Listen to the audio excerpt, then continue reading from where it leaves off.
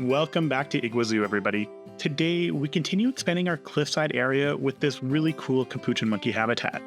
Now, if you're new to the channel, stick around and say hi. And for everyone else, remember to share your feedback in the comments below. But first, I really want to chat about Igau-Zoo and Camilla's journey with us so far. Now, for those who remember, Camilla comes from a well-connected family. Her parents are friends with the zoo's director, Sofia Martinez, and through this relationship, Camilla, at really only the age of 18, was able to land a job as a junior zookeeper for our two giant anteaters. It's been a bit of a tough time for Camilla though. The idea that she got her job not through hard work or experience, but rather through her family, hasn't really sat well with everyone. Thankfully though, she's met Justin O'Brien, who had joined the zoo as a conservation ecologist.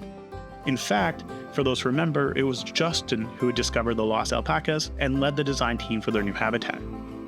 Now, as mentioned, Camilla's had a bit of a rough time these past few weeks. She's been spending a lot of time working on the giant anteater habitat, and it's been both a trying and fascinating experience for her. Sadly, it seems the busy life of a junior zookeeper has caught up with her though. Just yesterday, while helping to clean the iguana exhibit, she forgot to close the keeper entrance, and Rocco, the lesser Antillean iguana, has made an escape. That means Camilla, Justin, and the rest of the zoo staff will be spending the next few hours tracking down Rocco in an attempt to return him to his home. What does this mean though for Camilla's role as a junior zookeeper? Really, only time will tell. And just like that, we've caught up on the story of Igua-Zoo and Camilla Cortez. There's quite a bit more to come. I've actually planned out an entire 3-act story for Camilla, and I'm really excited to bring it to life within the confines that is Igua-Zoo, so I'm really excited about that. If you have any ideas of what might happen to Camilla after that huge faux pas with Rocco, the lesser Antillean iguana, feel free to leave it in the comments below. I would love to hear your ideas of what might just happen next. Now, thankfully, that is the end of the update for Camilla, because that means that we can start talking more about this speed build and what we're seeing happening on the screen. And for the last few minutes, we've been really focusing on prepping this area for our new capuchin monkey habitat, which is actually the first time I've ever made a monkey habitat before. So let me know how I did, because I'm really curious. I think I did pretty cool, but who knows? But it's always a learning experience. I think that's the important thing. Now, I've utilized a lot of the same materials that we'd seen in the previous episode. So the stone wall is going to make its return here, and we're utilizing it to create these barriers that just remind me a lot of my time in Mexico. That's actually a lot of the inspiration for this build. They had a really cool capuchin monkey habitat, and I'm trying to make it somewhat similar to what we see. Now, the idea behind this exhibit is that we're going to have some type of water moat that's going to act as the main barrier. So we're trying to get as close to the capuchin monkeys without necessarily being in part of the habitat. And I realize creating like a walkthrough habitat would be really cool for something like the capuchin monkey or other animals, but I'm not a big fan of walkthrough habitats, and I really don't know what it is. But I like to think that Conservation Canada is focused more on rehabilitation and reintroducing animals into the wildlife. And if they're really comfortable around humans, can't really introduce them as much as we would like to back into the wilderness.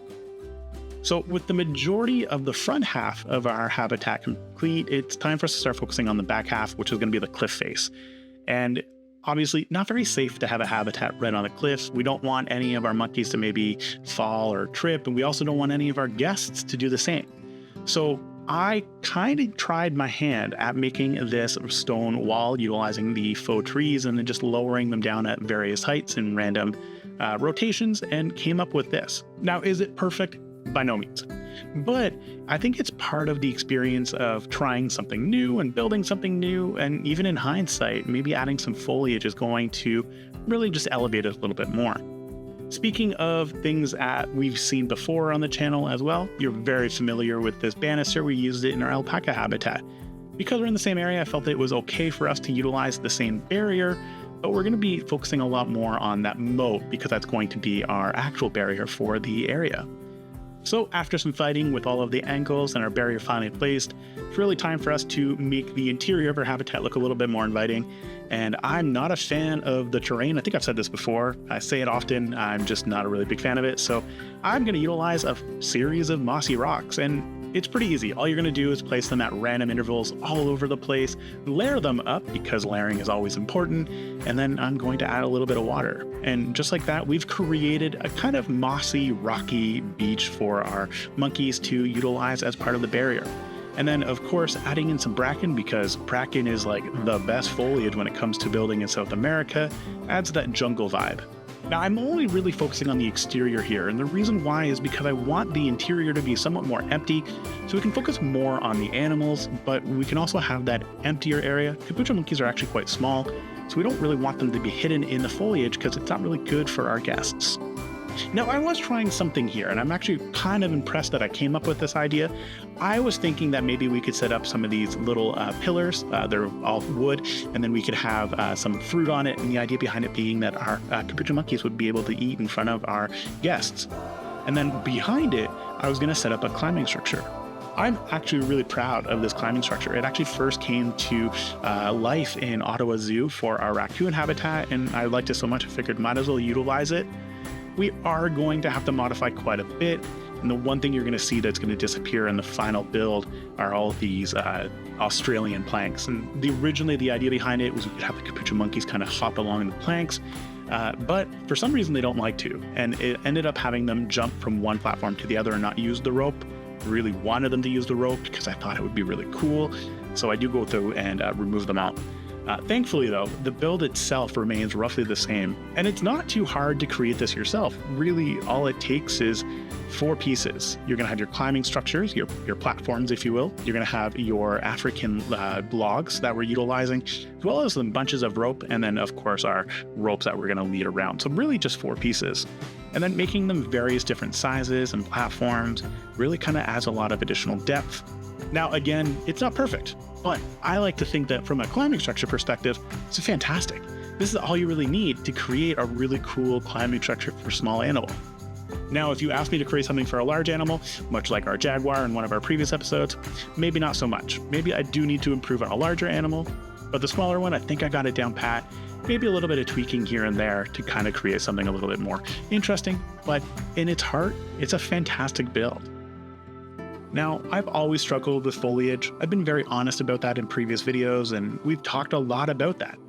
And it's through your help and everybody's feedback that I've really improved to the point that I'm at, and I really hope this helps other people to improve as well, because your tips have been truly helpful. Now, that being said, I mentioned earlier that we'd completed the foliage around the exterior of the habitat. And the idea behind this was to create some type of green barrier that would separate our moat and our guests from the capuchin monkeys. But on the flip side, capuchin monkeys are really small, so we can't go really heavy on foliage like I would normally because you're just not going to be able to see anything. So that means I have to leave the interior a little bit more empty than I'm used to. And I think a lot of people when building in Planet Zoo fall into this trap. They're not happy with the terrain paint or whatever, and they want to fill it up with foliage, so you fill it up as much as you can, and I'm definitely somebody who's made that decision before. So this was a change in pace for me. But altogether, all of these changes really helped to make a habitat that looked fantastic, and you're going to see it come together at the very end. And again, it was all thanks to you and everybody else's feedback that really helped me to improve.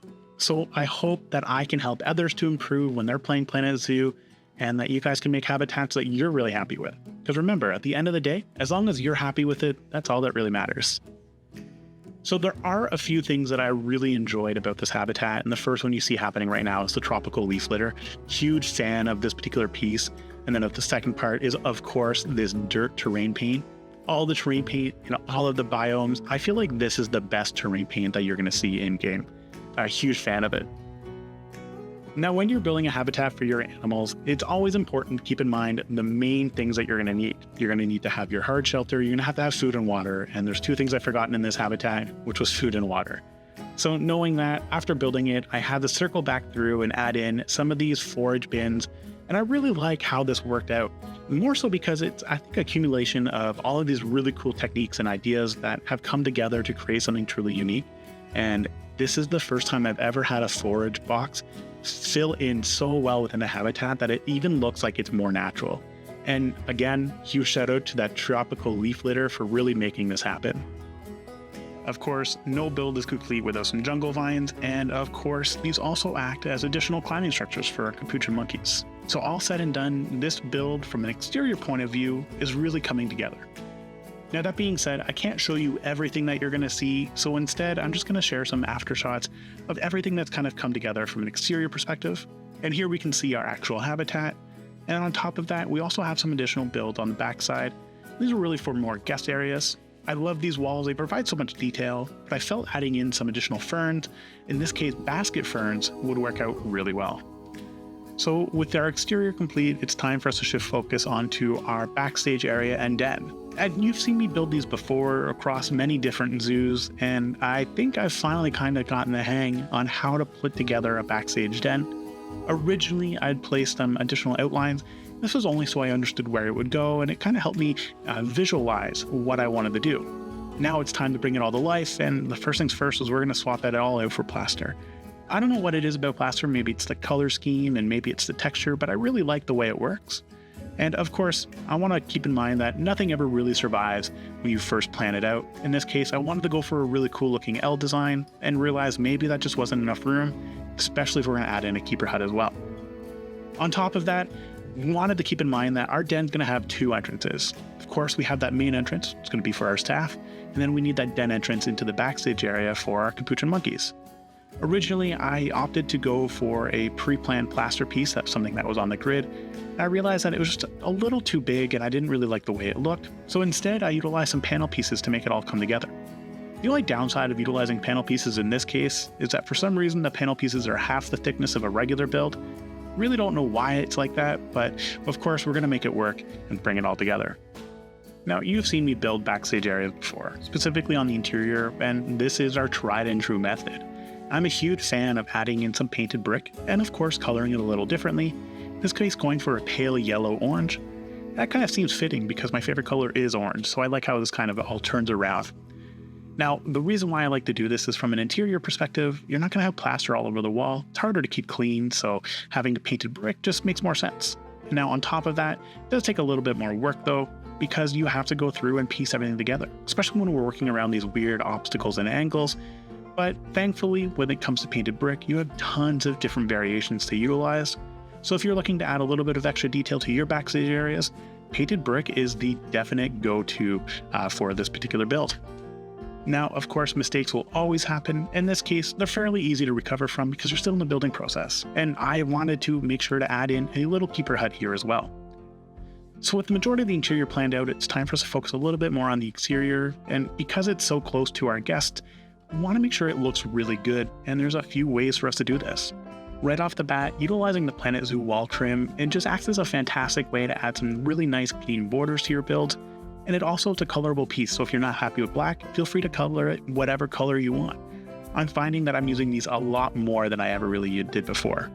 On top of that, adding in some of these art displays from the New World Pack really kind of adds a little bit of extra flavor and detail to the build. Mixing in some different colors and windows and other murals just really brings it all together. And remember, this is going to be a guest-facing building, so we need to make it look a little bit nicer. So I added in some murals. You've seen me use these before on the channel. I really love the way they worked. I also wanted to add them to the interior of our habitat. Sadly, the sizing just didn't quite work out, so instead I opted for a pale green. And I find that the pale green acts as a really good contrast to the rest of the build and to all those wall trim pieces. I tried to add it here as well, realized the mural just maybe wasn't the best idea, so instead I opted to go back with that pale green just on these two plaster pieces as well. With this complete, it's time for us to revert back to our interior build, and really it's going to be focusing on our den space. Now, as I mentioned, this is going to be a build that's on the workshop, so you can utilize this backstage area for any of your builds as well.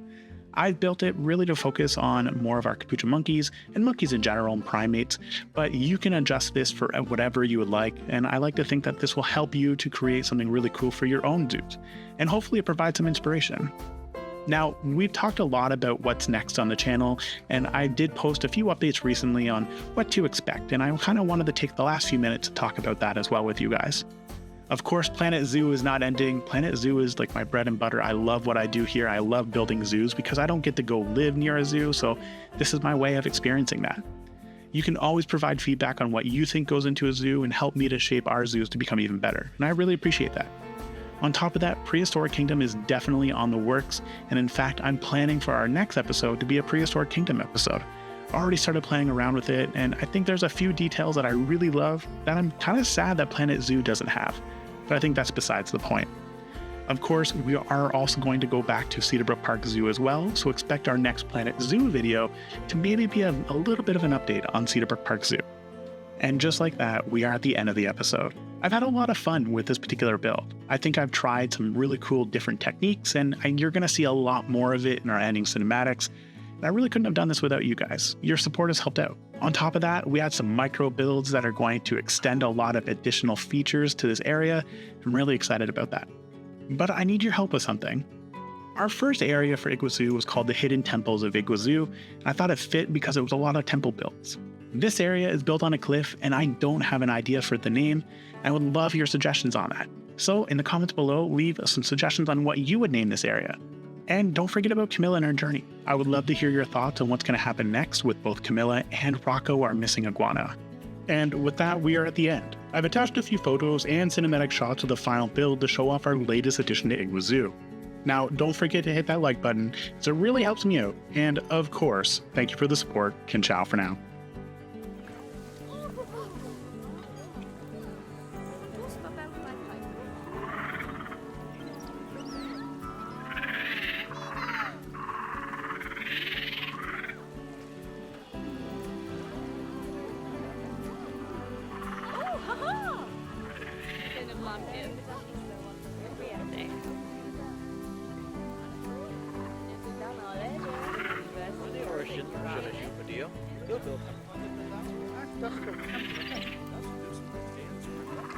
En dan is het al breaking.